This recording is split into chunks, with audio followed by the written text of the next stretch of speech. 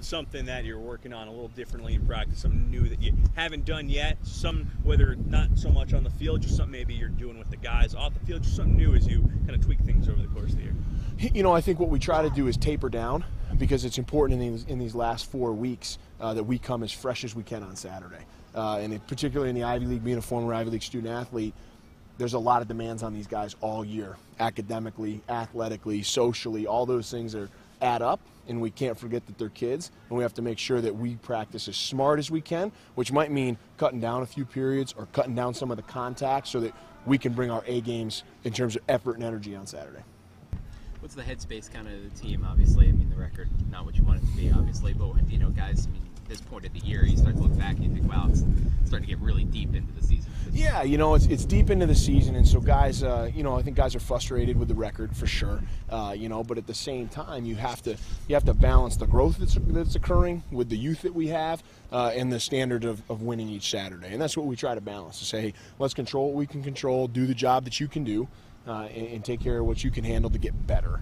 And then let it fly on Saturday and play your absolute best game each and every Saturday. So frustration, but a renewed commitment to the fact that we're building this thing the right way. How do you assess your second year as head coach? You know, obviously the record's not what I want. The record's not what this program wants right now, but it's not what this program is going to be. And, you know, the path to success isn't a shortcut, and it isn't always easy.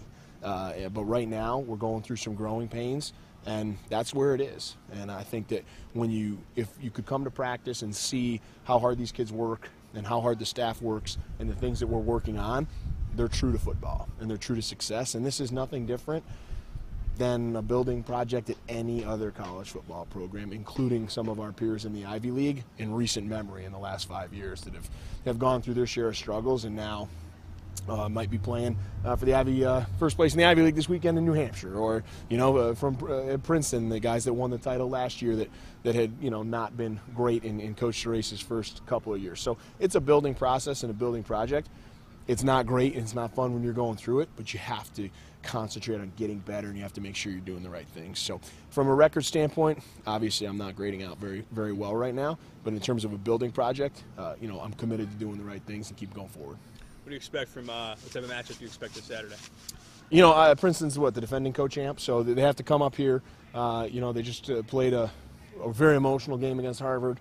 I think we're going to get some Ithaca weather to help us out, which will be great. We're looking forward to that. And they're a really complete offense. You know, Quinn Epperly's the returning Ivy League MVP. Their defense we're pretty familiar with since Jared's the one that built it down there. So they're going to blitz a lot. They're going to play very aggressive on both sides of the ball. Offensively, they try to run 100 plays, and it's something that obviously we've been preparing for since last season in terms of our conditioning level to make sure we're ready to play that type of offense. They're very well coached. They're very good at what they do.